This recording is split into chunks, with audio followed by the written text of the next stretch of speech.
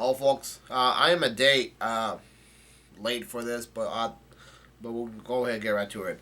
This is Bleach 651, called the Theater Suicide Scene 5. So we're gonna go ahead and get right to it. Um, Now it starts with somebody saying, "Wake up, Shun Tree son," and somebody says, "Wake, come on, wake up." And Shun Tree, oh yeah, that's the guy's name. He wakes up, and we get a shot of his eyes at a younger age, I believe, but without his eye patch. He says, "Yeah." And some girl says, "Morning."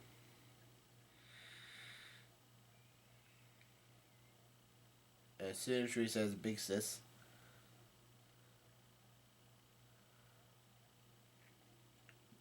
Now the bird says, "He's gone. Where did he hide now?"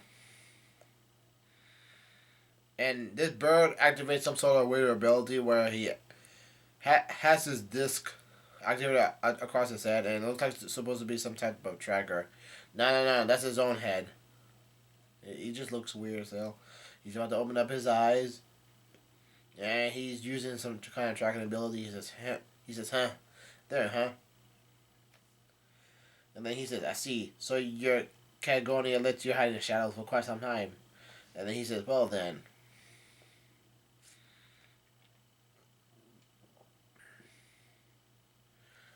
There's some sort of light ball energy right in front of them. He says, "I wonder what will happen if that spot of shadow disappears entirely."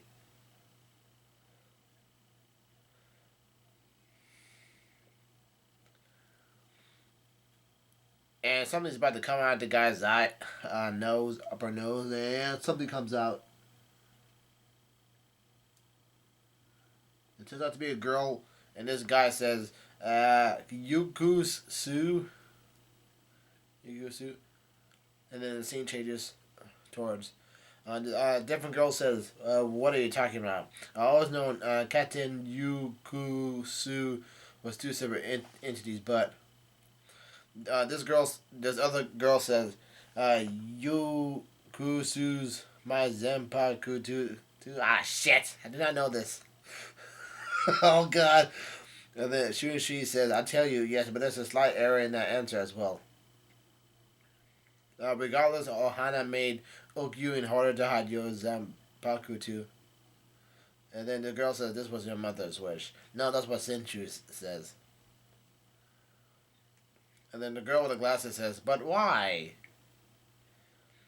And Senchu begins, "The Isis family was always a family of women. They only had women for as long as the family tree was recorded. That's why where the women were read. But all that men that entered the Isis family apparently died quite young due to the Isis curse." And then he also said, "Of course, there were those that thought the whole curse was ridiculous, but she didn't think so at all. She wanted to end that myth once and for all, and she was prepared to cut all ties with the family. And when the with the family, the S family, when she married off. But in the end, her husband died too, not long after."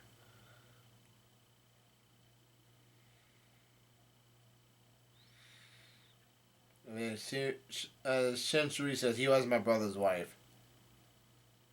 What? He was my brother's wife. He was my. That's supposed to be my. She was my brother's wife. Unless we're dealing here with a tranny. And there's a shot of the girl with the glasses. And then Astrid said, "My brother and I were never on good terms, but the energy around her began to change a little ever since she came. Living with my brother became much more comfortable than compared to before. I used to go over and play quite a lot, taking afternoon naps by the porch, and so." And then he said, "But my brother had died."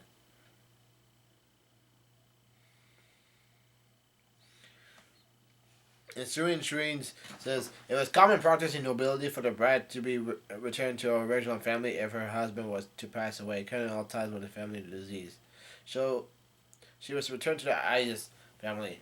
And then probably the girl with the glasses said, "That's right. While she had resolved herself to cut all ties with the ISE family, she could never escape its grips."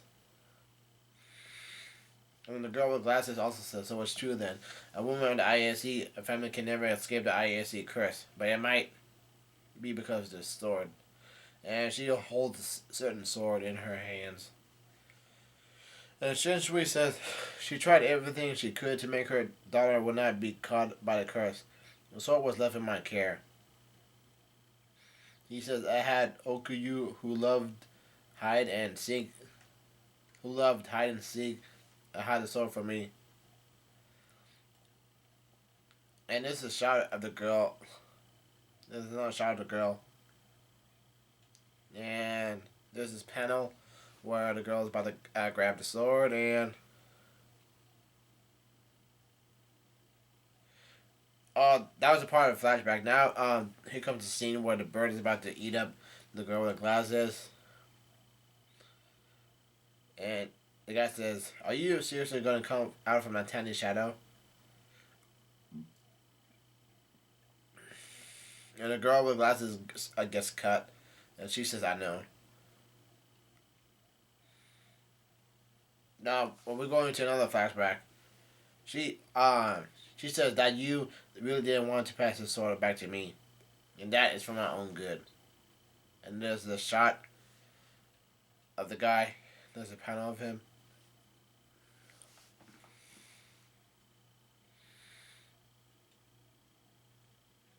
The girl with the glasses says, but just as my mother decided to escape the curse, she says, I too have made my own decision to accept the curse.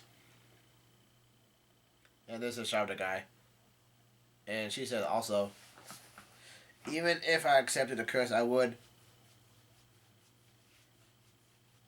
No, the person that I chosen to love would definitely think the curse is ridiculous, too.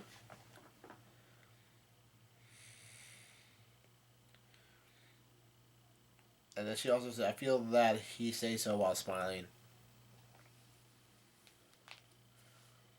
And then Shin Shui says, alright, then, take it. That sword would definitely. And the scene changes towards the present. And the flying bird says, oh, looky here, the only one that appeared was the vice captain. And then the bird says, are you telling me that you, a vice captain, will find me alone? And there's a monologue saying that the ISE family is a Shinto family. And this panel changes towards different locations. Put in charge of rituals and do not have their own Zanpakutus. The only Zanpakutu we have is passed down from generation to generation.